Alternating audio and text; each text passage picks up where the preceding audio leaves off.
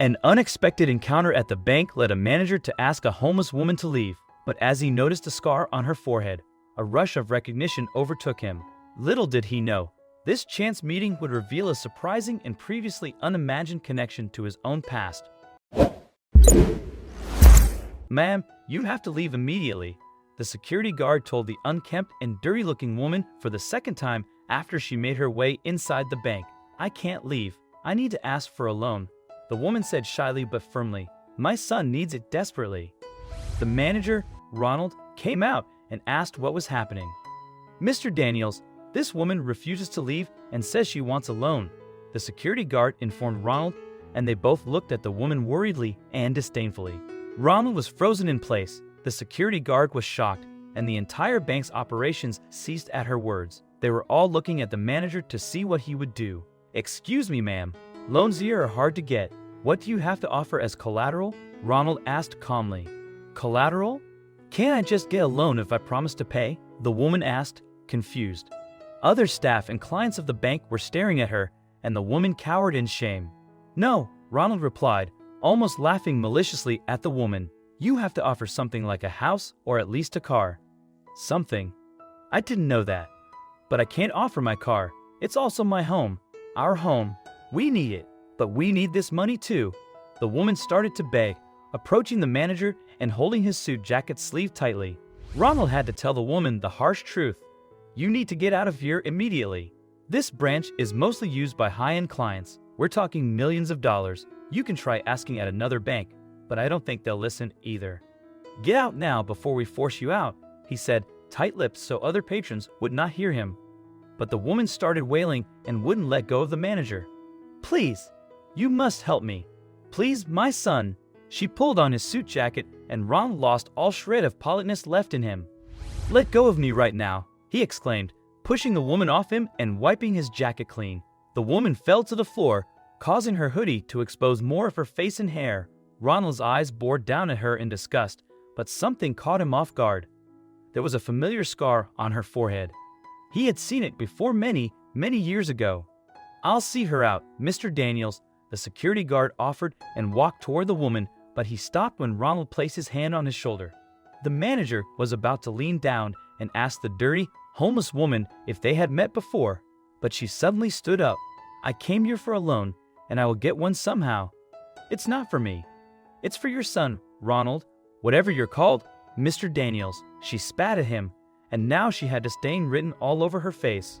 Ronald's whole world stopped at her words, which confirmed that he knew her. She was Marianne, his former fiancée, whom he ghosted and had not seen in many years. "My son?" he asked quietly, breathlessly. "Yes, Ronald.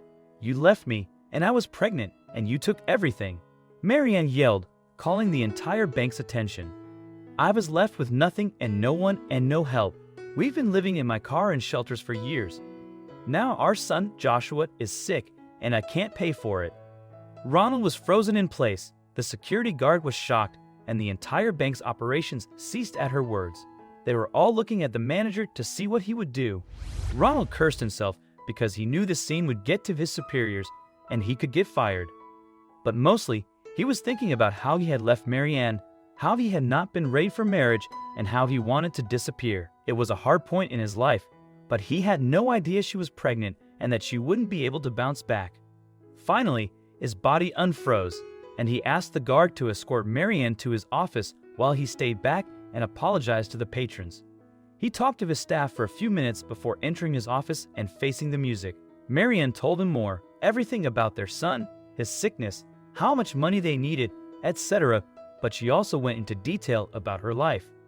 How hard her pregnancy had been, how broke she was, and how she struggled with depression while trying to feed their baby. "I'd even thought I would have to put him up for adoption, but I didn't have the guts to do that either. I was a cowardly mother who couldn't give him the best or even just the basics. But I finally plucked up the courage to search for you, and here you are. A fancy bank manager who feels entitled to kick people out just because they don't have money, nice clothes, or a good place to shower."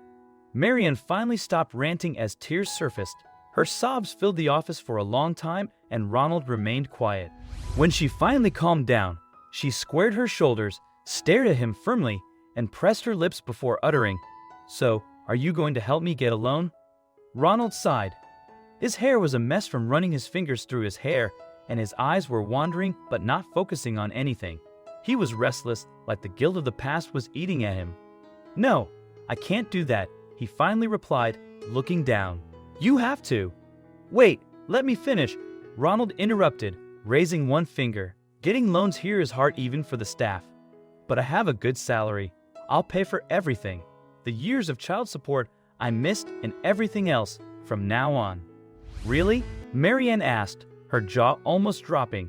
Just like that, after ghosting me? Yeah, I was a stupid man back then, Marianne. I can't change that. I can't change how you lived back then, but I can do something now. I can help with our son, Ronald stated. Joshua. What is he like? He must be 5 or 4.